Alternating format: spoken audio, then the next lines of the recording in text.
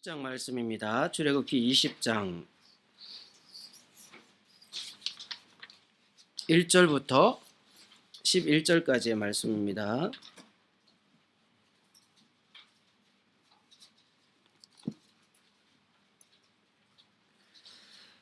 출애굽기 20장 1절부터 11절까지의 말씀을 저와 여러분이 한 절씩 교독하겠습니다. 하나님이 모든 말씀으로 말씀하여 이르시되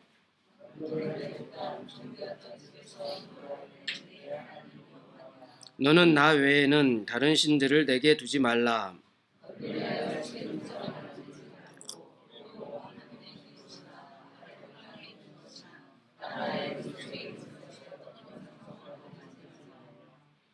그것들에게 절하지 말며 그것들을 섬기지 말라. 나 내 하나님 여호와는 질투하는 하나님인즉 나를 미워하는 자의 죄를 갚되 아버지로부터 아들에게로 3, 4대까지 이르게 하거니와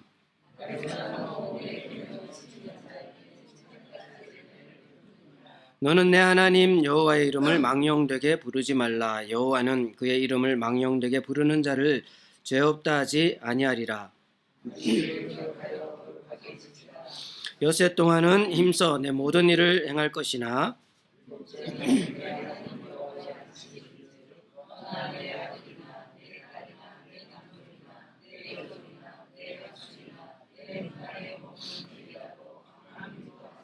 함께 읽겠습니다. 이는 여세 동안에 나 여호와가 하늘과 땅과 바다와 그 가운데 모든 것을 만들고 일곱째 날에 쉬었음이라. 그러므로 나 여호와가 안식일을 복되게 하여 그날을 거룩하게 하였느니라. 아멘. 오늘의 본문 말씀으로 왕이 다스리다라는 제목으로 함께 말씀을 나누고자 합니다. 우리 광고 때 제가 한 가지 있었는데 오늘 처음 예배에 오신 분이 있습니다. 우리 낯은 아마 익숙하실 것 같아요. 이동우 집사님 맞죠? 네, 박수로 환영하겠습니다.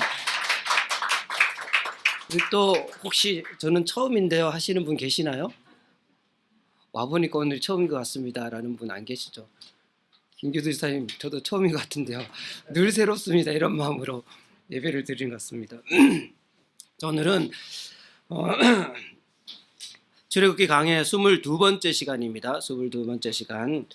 하나님께서 모세에게 약속하신 대로 이스라엘을 애굽에서 이끌어내시죠. 그 과정들은 지금까지 잘 나눴습니다. 그리고 호렙산, 시내산이죠. 시내 광야에 이르렀죠. 거기에서 1년 가까이 머물면서 이제 하나님께서 오랫동안 이스라엘 백성들이 지켜야 될 말씀들을 가르치기 시작하십니다. 그렇게 이스라엘 백성들을 애굽에서 이끌어내시고 시내산에서 다시 이스라엘 백성들과 약속을 맺으시는데요. 새로운 분이 한 분 계시는데 헤어스타일이 바뀌셔가지고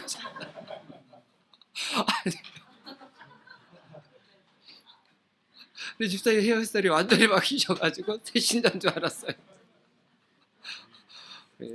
헤어스타일 바꾸신 우리 집사님에게도 박수 한번.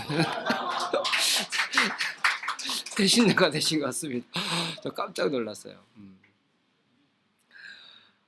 제가 어디까지 이야기했죠?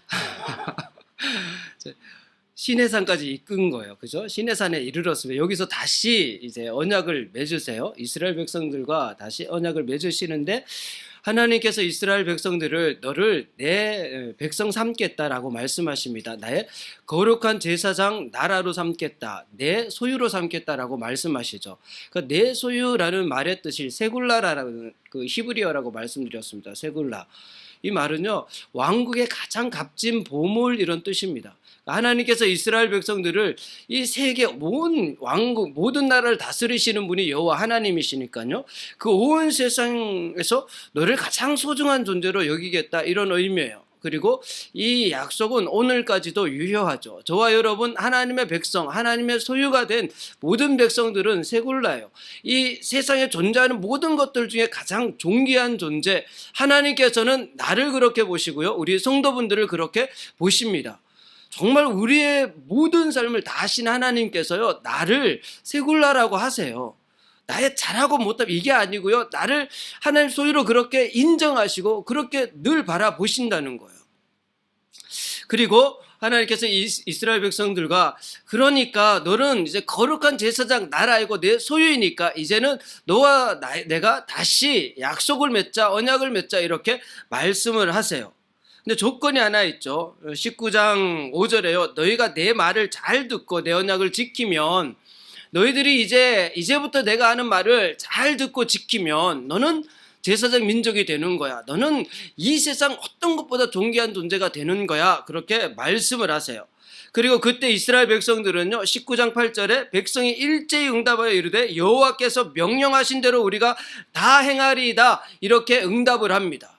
그러니까 이스라엘 백성 온 회중이니까요, 거기에 있는 200만 되는 모든 이스라엘 백성들이 하나님 앞에 그렇게 응답을 하는 거예요. 그래서 하나님과 이스라엘 백성 사이에 서로 약속을 한 거예요. 그래서 상방 간에 계약이 맺어집니다. 하나님과 이스라엘 백성 간에 계약이 맺어지는 거죠. 이때 광경은요, 머리로 한번 그려보시기 바랍니다. 그 넓은 시내 광야 이스라엘 백성들이 있고 산 바로 밑에까지 와 있습니다. 그리고 산 위에는 그 구름과 막 진동하는 소리와 온 그 하나님의 임재가 막 나타나요. 그리고 모세는 그 산 위에 올라가 있죠. 그러니까 19장 16절에 셋째 날 아침에 우레와 번개와 빽빽한 구름이 산 위에 있고 나팔 소리가 매우 크게 들리니 진중에 있는 모든 백성이 다 떨더라. 모든 백성들이 그 하나님의 임재 그 영광을 보면서요 막 두려워 떠는.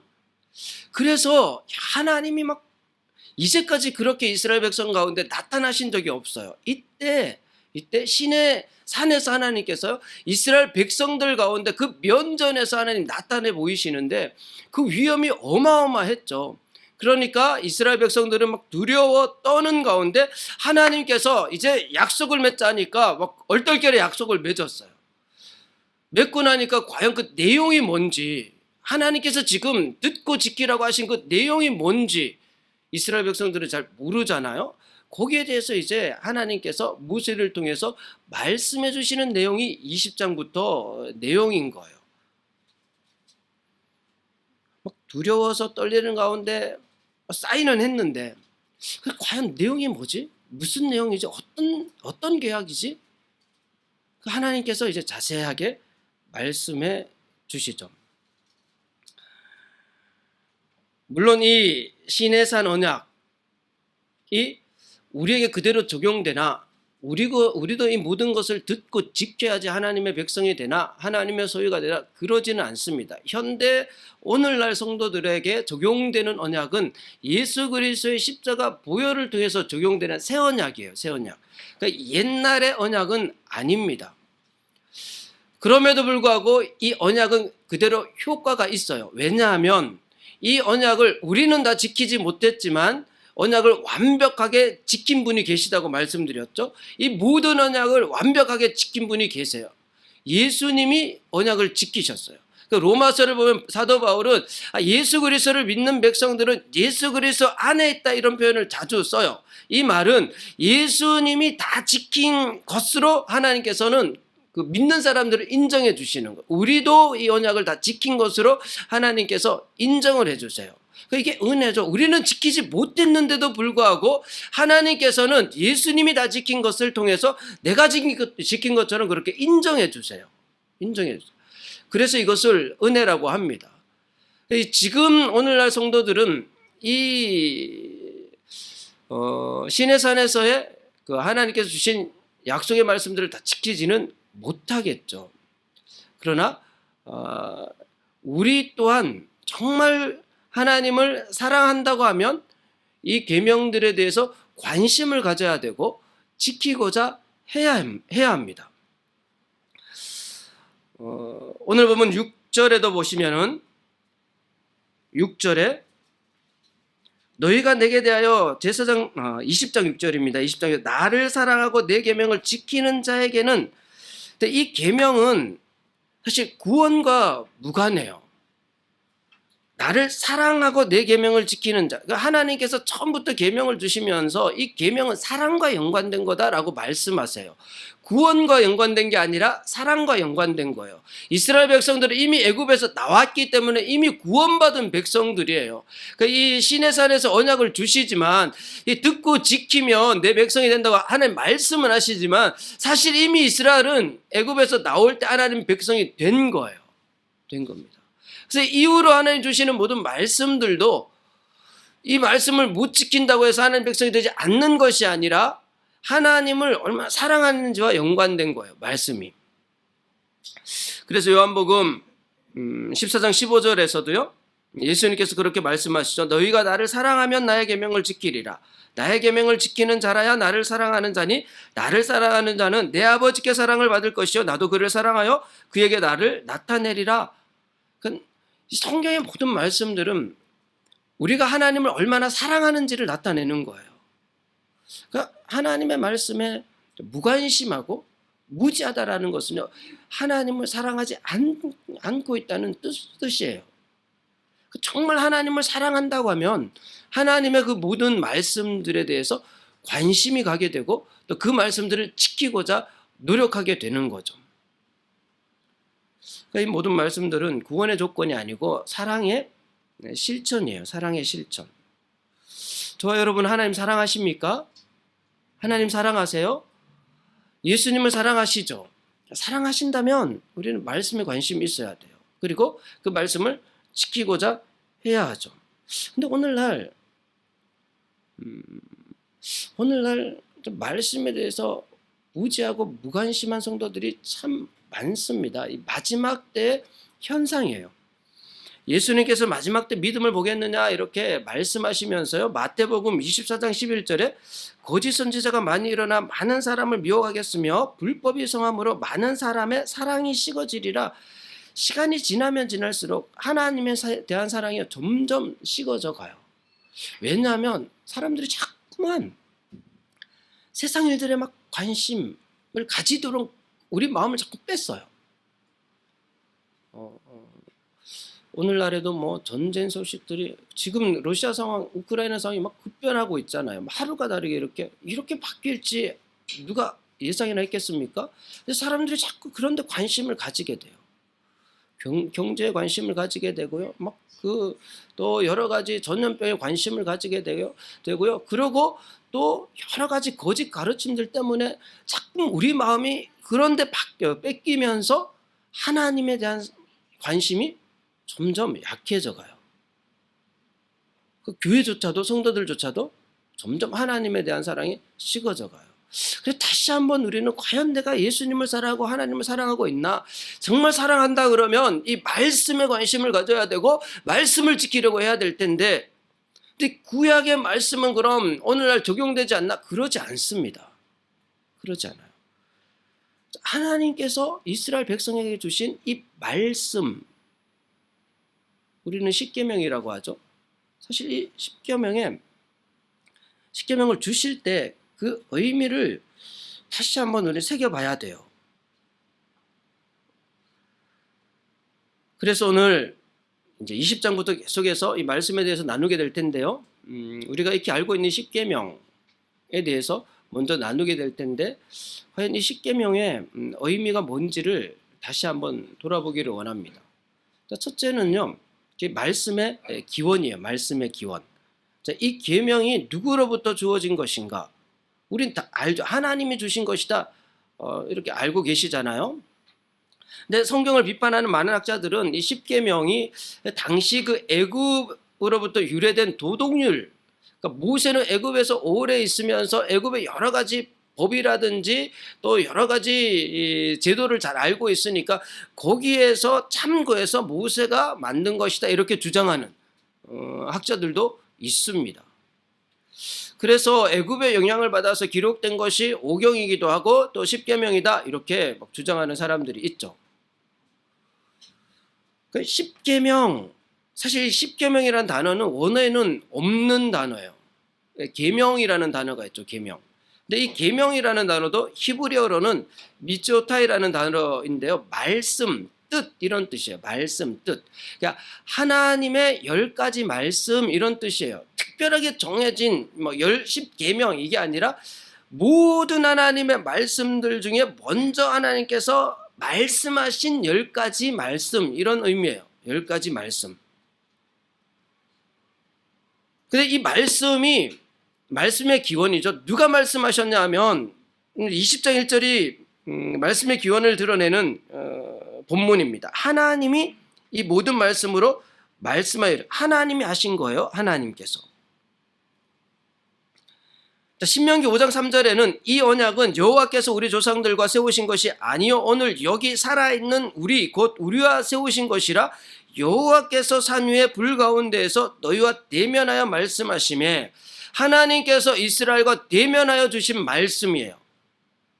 그리고 하나님께서 오늘날 성도들에게도요 대면하여 우리에게 주신 말씀, 10가지 말씀이에요. 그 하나님이 어떤 분이신가? 2절에 나는 너를 애굽 땅 종되었던 집에서 인도하여 낸 내 하나님 여호와. 하나님께서요 스스로를 설명하시면서 여러 설명들이 있을 수 있습니다. 나는 뭐 창조주로 설명하실 수도 있고요. 또 권능의 또 주로 이렇게 설명하실 수도 있고요. 뭐 여러 단어들이 있잖아요. 뭐 자존자로 설명하실 수도 있고요. 그런데 하필이면 여기에서는요, 나는 너희를 애굽에서 이끌어낸, 이 표현을 쓰셨어요. 이것은 구속주라는 의미를 가집니다. 구속주. 그 애굽에서 이끌어낸 하나님이다라는 말의 뜻은 구속주인데, 구속주라는 말의 뜻은 생명의 주권이 나에게 있다라는 의미를 가진다고 예전에 설명을 드렸습니다. 생명의 주권이 하나님, 그러니까 이스라엘의 생명의 주권을 가지신 하나님께서 이스라엘 백성들에게 하신 말씀이에요.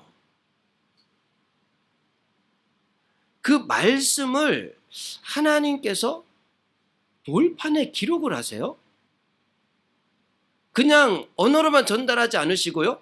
10가지 이 말씀은 돌판에 기록을 하세요. 출애굽기 31장 18절에 보면 여호와께서 시내산 위에서 모세에게 이르시기를 마치신 때에 증거판 둘을 모세에게 주시니 이는 돌판이요 하나님이 친히 쓰신 것이더라. 이 친히라는 말은 손가락으로 이런 의미를 가집니다. 그 행음하다가 잡힌 그 여인을 사람들이 막 잡아왔을 때 그 무리 속에서 예수님께서 땅바닥에 뭐 쓰시잖아요. 그때도 손가락이란 표현이 사실 이때 예수님이 친히 말씀을 주신 그 하나님이라는 것을 상징하는 표현이에요. 자, 친히 쓰신 것이더라. 32장 15절에는요 모세가 돌이켜 산에서 내려오는데 두 증거판이 그의 손에 있고 그 판의 양면 이쪽 저쪽에 글자가 있으니 그 판은 하나님이 만드신 것이요 글자는 하나님이 쓰셔서 판에 새기신 것이더라. 하나님께서 직접 돌판에 쓰셨단 말이죠. 두 돌판에. 이 출애굽기 31장이랑 32장의 이 계명, 10가지 계명은 다른 말씀과는 좀 특별한데, 특별한 것이 뭐가 특별하냐 하면 하나님께서 직접 돌판에 쓰신 것을 모세를 통해서 이스라엘 백성에게 준 거예요. 사실 이 내용보다 중요한 것은 지금 하나님께서 이렇게 하신 이유가 있습니다. 이렇게 하신 이유가 있어요. 두 돌판에 직접 쓰셔가지고 이스라엘 백성에게 준 이유가 있어요. 그걸 이해하기 위해서 당시에 고대 이제 조약법이라고 했어요. 이제 고대 시대 때 그 계약을 맺는 방법에 대해서 좀 알면 이해하기가 좀 편하실 것 같아요. 고대에는 두 나라가 전쟁을 합니다. 전쟁을 하는데 이 한 나라가 이기고 한 나라가 지게 되죠. 그러니까 이기는 승전국의 왕은 그 패한 나라의 왕을 죽이든지 아예 이제 그 나라에서 쫓아내죠. 그러니까 더 이상 영향력을 미치지 못하도록 만들죠. 그리고 그 백성들과 조약을 맺습니다. 그러니까 승전국가의 왕이 그 패한 나라의 백성과 새로운 조약을 맺어요. 새로운 조약을 맺을 때 반드시 두 판에 똑같은 내용을 기록을 합니다. 똑같은 내용을 기록을 해서 한 판은 왕이 소유를 하고요. 한 판을 이제 그 백성들에게 줘요. 그래서 이제부터는 내가 너희들을 이 방법대로 다스릴 거야. 그리고 이제 그 백성들은 그 판에 기록된 대로 이제 그 왕을 섬기게 되죠. 그러니까 하나님께서 지금 모세를 통해서 두 돌판에 써서 주시는 것은 뭐냐면은 내가 왕이다 이런 뜻이에요. 내가 이제 너희들을 다스리는 왕이 되는 거야. 너희들은 제사장 나라가 되는데 너희들을 다스리는 것은 나야. 너희들의 왕은 나야 라는 것을 드러내는 표현이에요. 그러니까 이스라엘의 왕은 하나님이시라는 거예요. 하나님.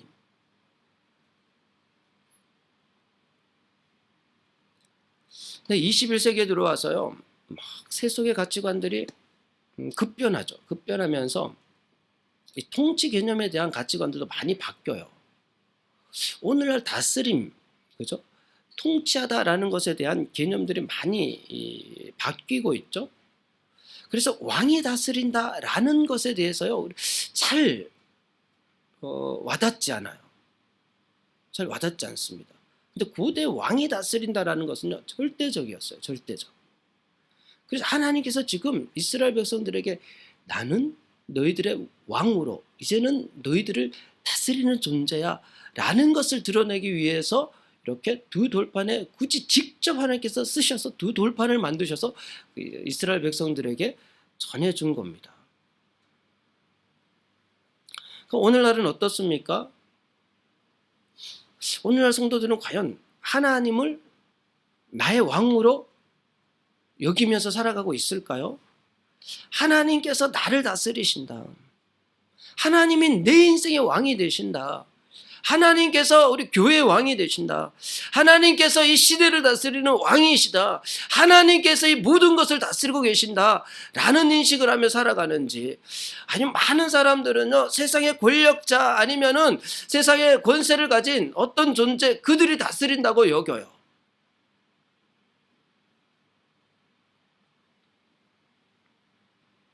저와 여러분을 다스리시는 왕도 오직 여호와 하나님 한 분이신 줄 믿습니다. 나를 다스리시는 분은 하나님이세요. 하나님. 하나님이 왕이 되신다면 당연히 백성은요, 하나님을 왕을 섬겨야겠죠. 그래서 앞으로 하나님께서 주시는 말씀들은 백성이 왕을 어떻게 섬겨야 하는지 그 내용을 말씀해 주시는 거예요.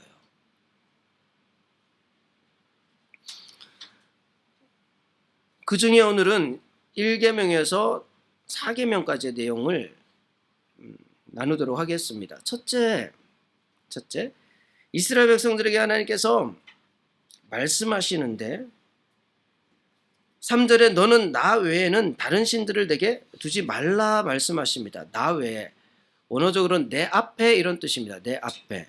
다른이라는 뜻은 이상한, 헛된 이런 의미를 가져요. 이상한, 내 앞에 헛된 그 다른 이상한 것들을 좀 두지 마라 이런 뜻이에요. 하나님 앞에. 사람들은 자꾸만 하나님과 견줄 만한 어떤 것이 존재하지 않아요. 사실은 이 세상을 다스리는 다른 어떤 존재가 존재하지 않습니다. 이 시대도 다스리는 어떤 다른 존재가 존재하지 않아요. 그럼에도 불구하고 사람들은 자꾸만 어떤 것을 두려고 해요. 어떤 존재를 만들려고 합니다. 우상이라고 하죠. 우상. 근데 우상은 인간의 이기심과 잘못된 종교적 열심으로 만들어낸 산물이에요. 그러니까 인간의 이기심과 잘못된 종교적 열심에 의해서 만들어진 산물입니다. 그러니까 아담이 타락한 후에요, 하나님 보이지 않으니까, 보이지 않지만 하나님 계시는데, 모든 것을 다스리시는 그 하나님이 엄연히 계시는데, 존재하는데, 사람들은 자꾸만 보이는 어떤 것들을 만들려고 해요. 우상들을 만들려고 합니다. 근데 그것은 모두가 사람 안에 있는 그 이기심 때문에 그런 거예요. 그 잘못된 열심들 때문에 그래요. 그렇게 해서 자기의 욕구를 충족시키려고 사람들은 하는 거예요. 그래서 절대 그렇게 하지 말라라고 하는 말씀하십니다. 그 말라라는 뜻은요, 절대 금한다라는 뜻이에요. 그럼 결국은 자기의 이기심대로 자기의 욕구를 충족시키기 위해서 하다가는 결국 자멸하게 되는 것을 하나님 아시기 때문에 하지 말라고 하시죠. 자, 카일 아이들먼이라는 목사님이 쓰신 거짓 신들의 전쟁이라는 책이 있습니다. 거짓 신들의 전쟁. 그 내용 중에 이런 내용이 있어요. 우상 숭배는 하나의 문제가 아니다. 그것은 우리가 가진 모든 문제의 본질이다. 우리가 가진 모든 문제의 본질은 사실은 그 우상에 있습니다. 우리의 모든 문제는 우상 숭배에 대한 모호한 개념을 갖고 있거나 우상 숭배라는 개념 자체를 간과한 데서 우리는 우상에 대해서 제대로 모르고 있기 때문에 우리는 우상 숭배를 자기도 모르는 채 그 우상 숭배에 빠져서 잘못된 길로 가게 돼요. 십계명의 우상에 관한 조항은 이미 폐물이 된 것처럼 보이는 것이 사실이다. 그 계명은 당시에나 해당되는 것이지 오늘에는 해당되는 것이 아니다. 그렇지 않은가? 우상 숭배에 관한 성경의 수천 가지 언급들은 유효기간이 지난 것들이 아닌가? 요즘 우리 주변에는 황금 신상들 앞에 무릎을 꿇거나 조각된 형상들 앞에 고개를 조아리는 사람들을 찾아보기란 힘들다. 우상 숭배는 오래전에 유행이 지난 옷이나 신발처럼 이미 우리에게서 멀어지지 않았는가? 우상 숭배는 옛날 옛적의 이야기로 들리지 않는가? 오늘날은 우상에 대해서 그렇게 여겨요. 뭐 옛날에나 그랬지. 오늘날 뭐 어떻게 뭘 만들어서 섬기는 사람이 누가 있어? 요즘 뭐 황금송아지, 집에 황금송아지 만드신 분 안 계시잖아요. 그죠? 집에 뭐 어떤 형상 만들어 놓고 거기 절하는 분 안 계시잖아요. 그러니까 우상 숭배는 지금 우리와는 상관없는 이야기구나 라고 여긴단 말이죠. 이게 잘못됐다는 거예요. 금송아지를 만들지 않지만 우리 내면에, 우리가 모르는 사이 우리 내면에 우상을 새겨요. 그리고 깊은 곳에 그 우상이 꽈리를 들고 있습니다. 그래서 카일 목사님 그렇게 이야기해요. 무엇에 실망하는가? 잘 보세요. 잘 들으세요. 한번 생각해 보세요. 지금 우상을 섬기는 사람들의 모습이에요. 자, 무엇에 실망하는가? 일상생활 속에 뭐 실망하는 일 없으십니까? 무엇에 대해 불평하는가? 일상 속에서 뭔가 불평하신 적이 없으세요? 지난 일주일? 어디에 돈을 쓰는가? 자, 무의미한 것에 돈을 쓴 적이 없으세요? 무엇을 걱정하는가? 지난 일주일 동안 걱정하신 일 없으세요? 무엇에 화를 내는가? 화내신 적 있으시잖아요. 분노의 진짜 문제가 무엇일까? 당신이 너무나 화를 잘 낸다는 것은 모든 우상들 가운데 가장 유서 깊은 우상, 곧 나라는 우상을 섬기고 있다는 것을 드러내는 표시일지 모른다. 우리가 실망하거나 살면서 실망하거나 불평하거나 또 걱정하거나 화를 내거나 이런 감정들은 우리 안에 있는 우상으로 인해서 나타나는 현상들이에요.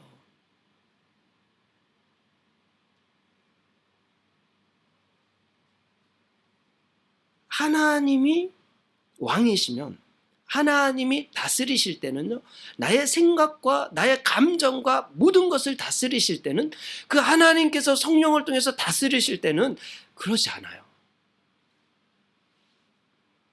하나님이 우리 중심의 왕으로 계시면 그러지 않는데, 그런데 하나님이 아닌 내 자신 아니면 다른 어떤 것을 추구할 때 자꾸만 실망하게 되고 불평하게 되고 걱정하게 되고 화를 내기도 하고 내 안에 있는 잘못된 우상들로 인하여서 그런 현상들이 나타난다는 거예요.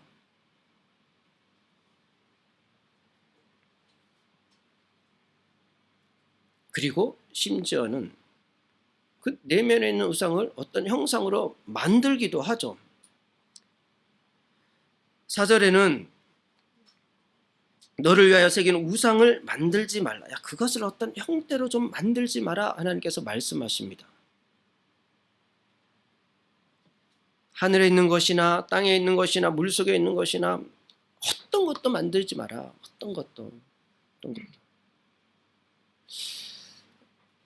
그런데 사람들은 이걸 만듭니다. 십자가도 잘못하면 우상이 될 수 있어요. 우상이 되어서는 안 돼요.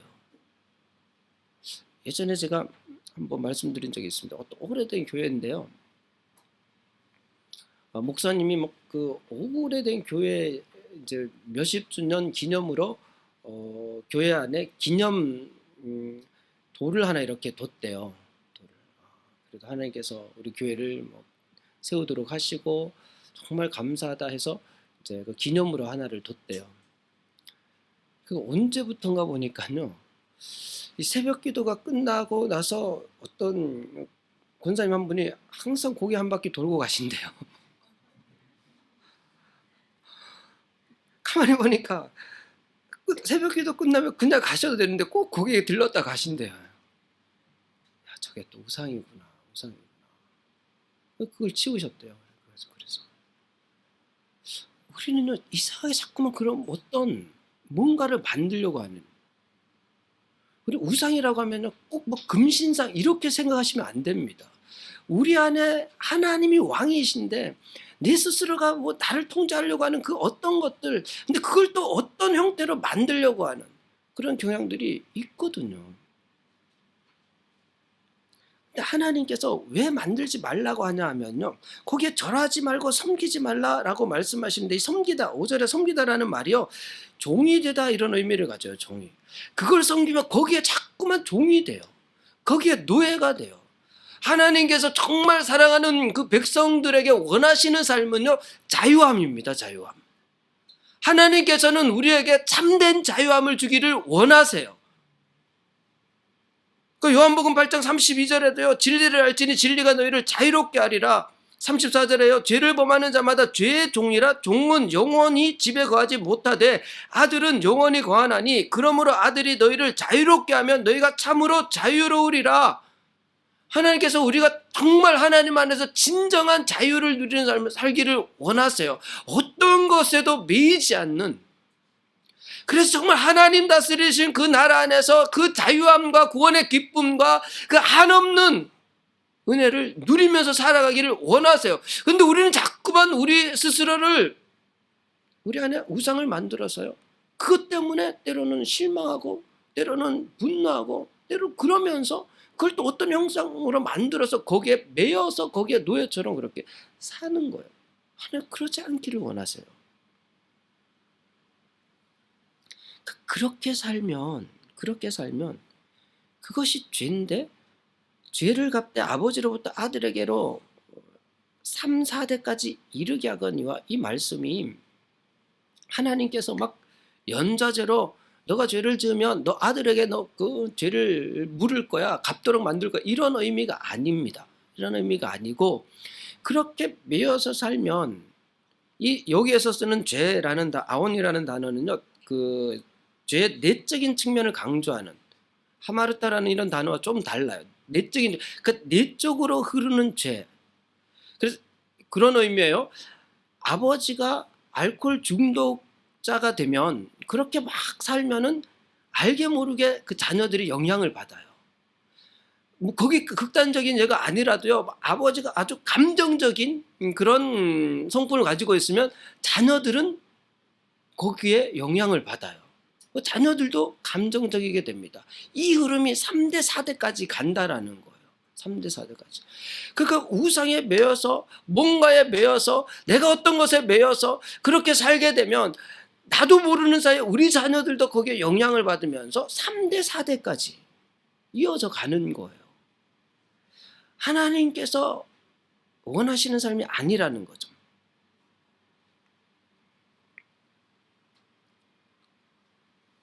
하나님께서는 결코 그 백성들이 그렇게 뭔가에 매여서 사는 것을 원치 않으시고요, 정말 구원의 기쁨을 누리며 참된 자유함을 누리며 살아가기를 원하세요.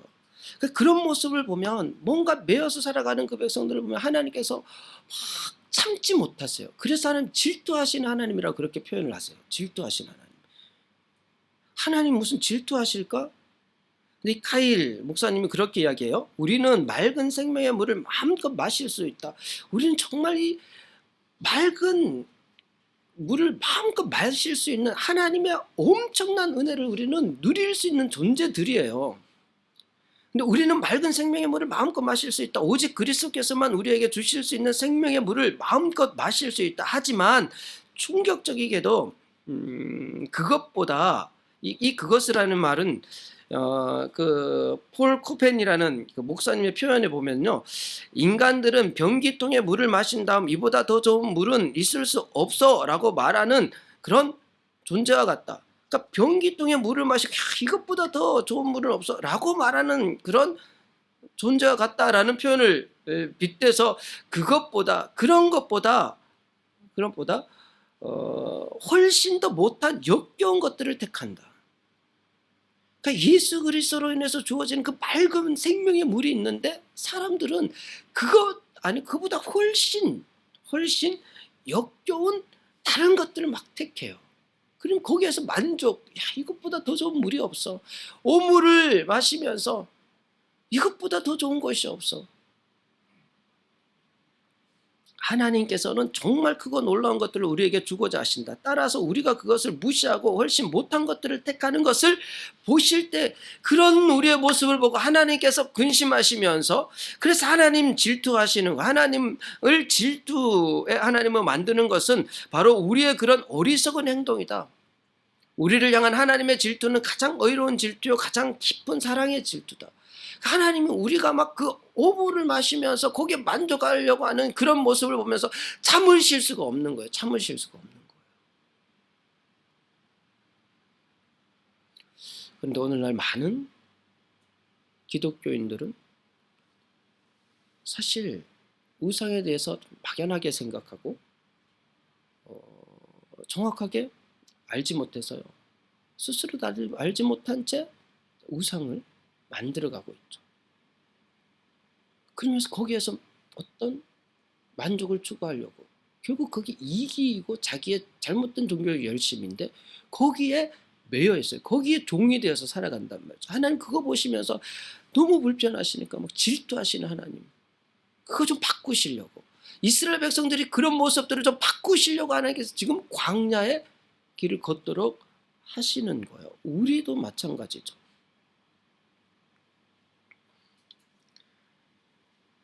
그래서 어떤 우상도 만들지 말라라고 하시고요. 그리고 세 번째는 너는 내 하나님 여호와 이름을 망령되게 부르지 말라라고 계속 말씀하십니다. 망령되게 부르지 말라. 하나님의 이름이 뭡니까? 이름은 사실 그 존재 자체를 나타내죠. 그 성품이랑 모든 것들을 포함하는 것이 이름이에요. 이름. 하나님의 이름이 뭐죠? 하나님 이름 뭔가요? 여호와가 하나님 이름인가요? 여호와 이레, 여호와 라파, 여호와 니시 하나님 이름인가요? 하나님은 이름을 부여하시는 분이시지 이름을 가지신 분이 아니에요. 창조주는 이름이 없어요. 피조물에게 이름이 부여되는 거예요. 그 존재가 어떤 존재인지를 나타내기 위해서 피조물에게는 이름이 부여돼요. 근데 하나님은 창조주이시기 때문에 여호와 이레, 여호와 니시, 여호와 라파 아니면 이 모든 것들은요 사실 하나님의 그 놀라운 존재하심의 성품들을 그나마 사람들이 좀 알 수 있도록 설명하기 위해서 붙여진 별칭들이지 하나님에게는 이름이 없습니다. 여호와라는 것도 아슈엘 에흐예라는 단어가 나는 존재한다, 다존재라는 뜻이라고 말씀드려요. 여호와라는 단어 자체가 사실은 잘못된 거예요. 그래서 성경이 요즘은 주라고 그렇게 번역을 합니다. 일본어 성경은 주라고 번역을 해요. 주. 그 여호와라는 잘못된 이름이 여호와의 증인이라 이단에서 그걸 사용하잖아요. 그러니까 잘못되게 부르면서 하나님의 이름을 망령되이 일컬어요. 헛되게 일컬어요. 헛되게. 그럼 우리 하나님에 대해서요 정말 그 어마어마하게 크고 놀라우신 그 하나님을 우리는 자꾸만 알려고 해야 돼요. 이름을 부를 것이 아니라 하나님이 얼마나 크신지, 그 능력이 얼마나 대단하신지, 그 높고 깊고 넓으신 하나님에 대해서 조금이라도 좀 알려고, 그 말씀을 통해서 좀 알아가려고.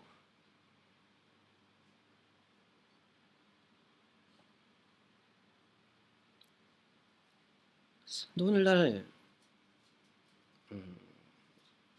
감히 우리가 부를 수 있는 이름이 아니에요. 하나님은 우리가 감히 부를 수 있는 이름이 아니에요. 그럼에도 불구하고 사람들이 하나님의 이름을 지어서 부르며 망령되이. 하나님은 얼마나 가볍게 여기는지 몰라요. 오늘 지금 이 시대가요. 하나님 얼마나 가볍게 여기는지 몰라요. 정말 우리는 이 가슴을 좀 한탄해야 돼요. 어떻게 하나님을 저렇게 가볍게 여기면서 방령되이 부를 수 있을까?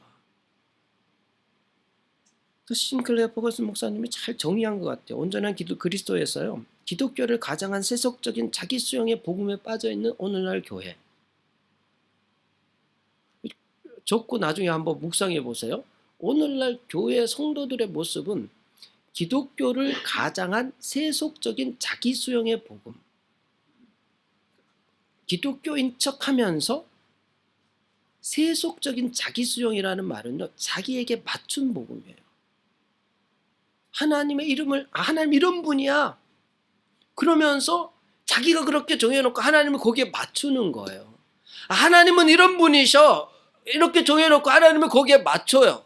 하나님은 여호와 이레 모든 걸 준비하신 하나님이야. 이렇게 정해놓고 하나님을 거기에 맞춰요. 아니요, 하나님은 여호와 이레 하나님일 뿐만 아니라 그것은 일부분이죠. 하나님은 우리 언어로는 다 정의할 수 없는 분이에요. 없는 분. 그분이 얼마나 크고 놀라우신지, 그분이 왕이시고 우리의 모든 삶을 다스리신단 말이에요.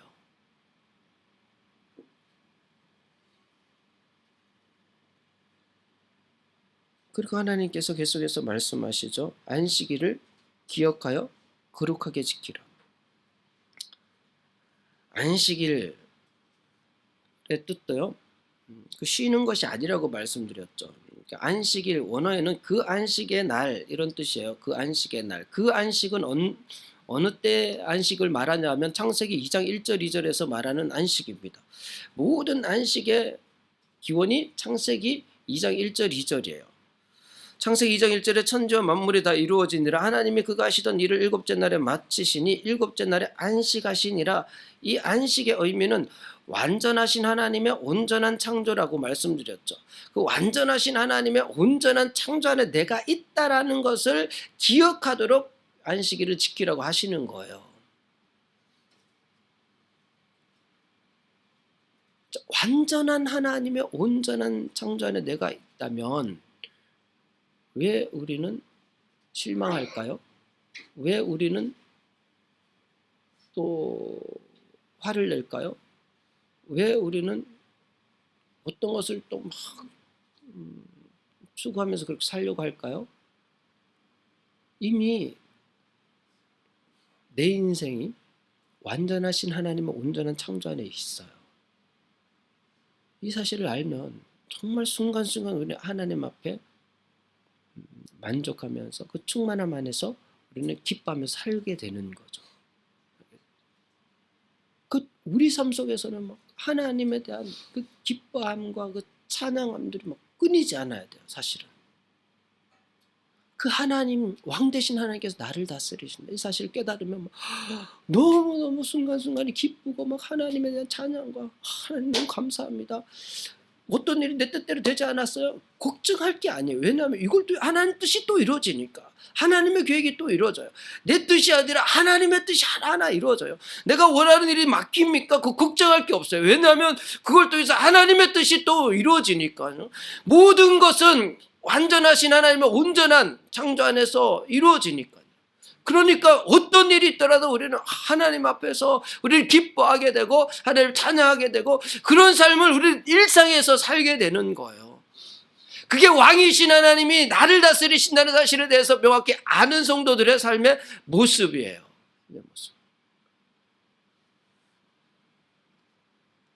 하나님께서 이스라엘 백성들에게 10가지 말씀을 주실 때 돌판에 새겨서 직접 새겨서 주실 때는 내가 왕이야.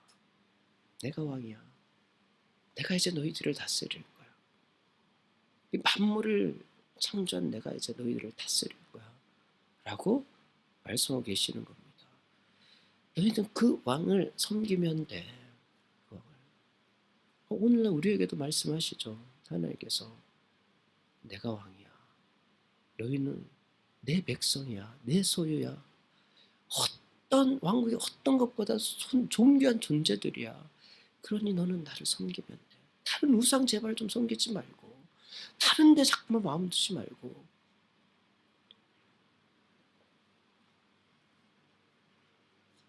저와 여러분이 왕 대신 하나님을 섬기는 복이 있기를 바랍니다. 그 삶이 정말 복된 삶이에요. 그 삶을 살게 되는 저와 여러분이 되기를 바랍니다. 하나님 아버지 감사합니다. 하나님께서 시내산에서 이스라엘 백성 앞에 나타나시며 그 백성들에게 하나님 당신이 왕이심을 말씀하고 계시는데, 오늘날 이 시대도 예수 그리스도를 통하여서 구원받은 하나님의 백성들은 하나님이 다스리시는 하나님 나라 백성인 줄로 믿습니다. 하나님을 왕으로 섬기는 삶 우리가 살아갈 수 있도록 하여 주시옵소서. 그것이 얼마나 복된 삶인지 우리가 일상 속에서도 왕 대신 하나님의 그 다스림 안에서 참된 기쁨과 평안을 누리며 살아가는 은혜를 허락하여 주시옵소서. 하나님 함께 하심을 믿습니다. 감사드리며 모든 것을 예수님의 이름으로 기도드립니다. 아멘.